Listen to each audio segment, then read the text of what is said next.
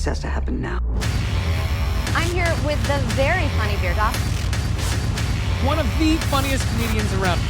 Please welcome Beer Das. I have an Indian accent. This is how I talk. Not doing a bit. There's no Apu from The Simpsons joke coming up. Look at me now. Give it time, my accent will grow on you guys. Give it time, all right? Just give it like 4 or 5 generations, will be fine. So, Veer, you have come such a long way since I interviewed you, and you came to Australia 5 years ago. The first Indian comedian on Netflix, and to add more shows, a Hollywood film and an American TV series. So, how would you describe your journey so far to be the most wanted comedian? I don't think I'm the most wanted comedian. I think I'm always just thinking about what the next piece of work is. I've been nothing but blessed. I think the platforms like Netflix launching really kind of gave us a voice across the world, and they gave us a vehicle to take us across the world. And I think along with that, there was this sudden readiness to consume diverse content. I think there was a fatigue from sort of local content in a lot of places, and they were like, take me somewhere different, tell me a new story. And I think, a lot of us just happened to exist or come into the forefront around then. So in that sense, I've been tremendously blessed to be able to tell an authentic story. So with your Most Wanted tour coming to Australia, what kind of jokes will you pack in your suitcase? It's a mixed bag. It's a 90-minute show. So there's a little bit of everything. There's a lot of storytelling. The show essentially is about 2 things. It's about a sense of home and a sense of freedom. So it's about what it means to be truly global in the world today as an Indian person, and to take that identity out into the world with you. So I think it's about that. And it's about freedom and what it means to be truly free. So it's about those 2 things. So when you're talking about globally, you've performed globally, and you've always had a strong belief that comedy is a universal language. But how do you target your shows to appeal a diverse audience? I don't so much. I think earlier on, there was the need to kind of say, what do they want to listen to, or what is their version of India? And then you realize that there is an American version of India, and a British version of India, and an Australian version of India.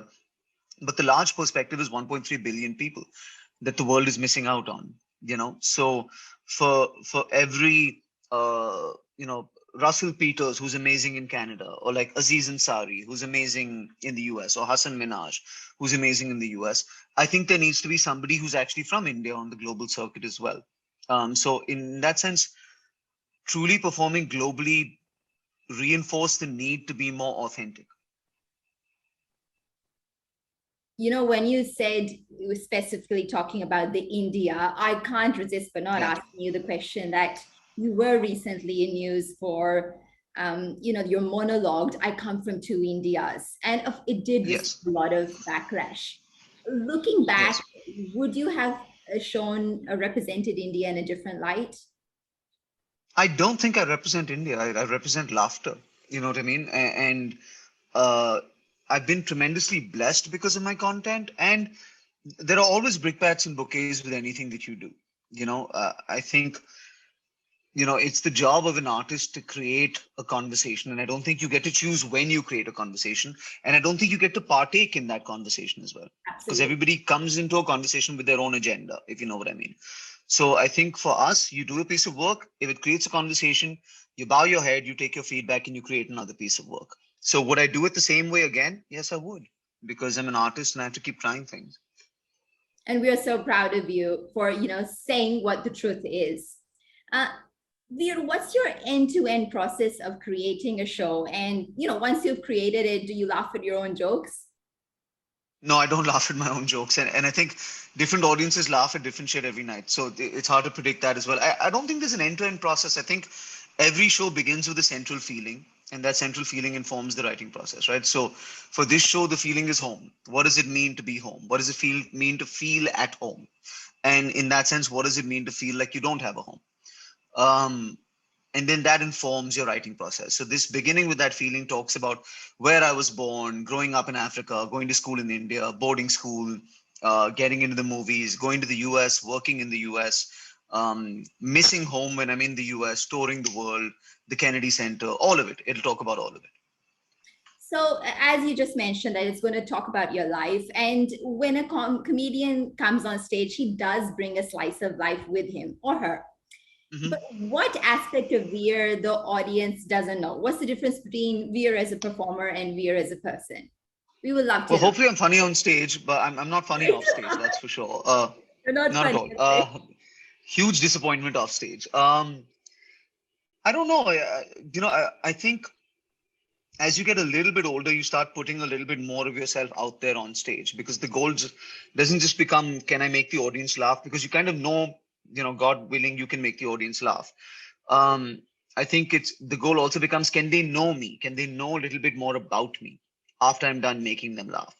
So more and more of your consciousness kind of starts coming out onto the page. So I think there's not that much of a difference, except I'm funny on stage and I'm not funny off stage. That's it. It's the same guy. That's a big secret let out. Yeah. What inspires you to be creative and innovative with every show? I think variety. I think for me, I need to do a bunch of things every single year. So I can't, I couldn't act the whole year. You know what I mean? I couldn't be in a vanity van and on a film set the entire year talking about protein shakes and intermittent fasting. That's not my vibe. I love actors, but I could do that for maybe 3 months a year, 4 months a year. And at the same time, I couldn't tour 52 weeks a year. I'd be miserable if my whole year was just hotels and airports. So I think to go to a film set, really collaborate with people, feel pampered, feel like you're part of a creative consciousness, and contribute a small part of something, to then being in stand-up where you're completely solo, you have space to think, you're using the other side of your brain and you're not collaborating, you're in charge of everything. I think the balance of that is what keeps me going. You do create a balance, as an actor and as a comedian, but do you think they're both Yes. intertwined together? And you're wearing different hats. Do you enjoy a particular hat? I think so. I think for a while, earlier on, only Farhan Akhtar was allowed to multitask, right? The rest of us were not allowed to do so. And now I think we finally arrived at a place where we think of artists as artists and artists as representing their own audience. That I can make the same person laugh 5 times a year in 5 different types of projects. So you could come and see me live.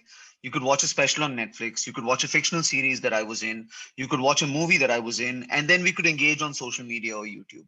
So 5 times a year, I could target you in different places. But you don't, the community that I build is something I engage with and I manage, rather than a Bollywood producer or a platform or YouTube or a social media, this thing.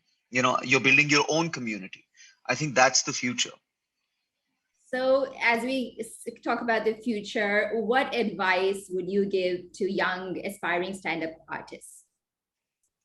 I think they should know you. If they don't know you within 2 minutes of you being on stage, everybody can make everybody laugh, but they should know who you are and they should know a little bit about your belief system.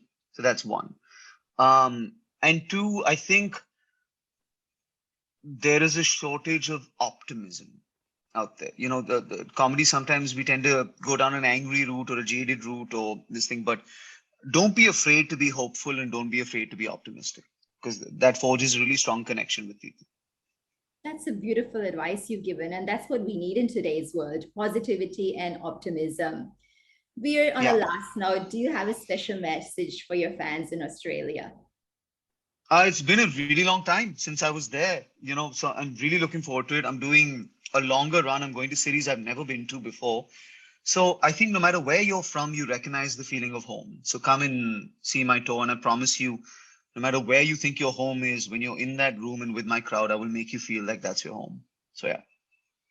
Thank you so much, Veer, for taking out time today, talking to the Indian Down Under, and all the best for this tour. And the countdown has started till December. All right. See you then. Cheers. Thank you so much for having me. Cheers. Bye, Veer. Bye.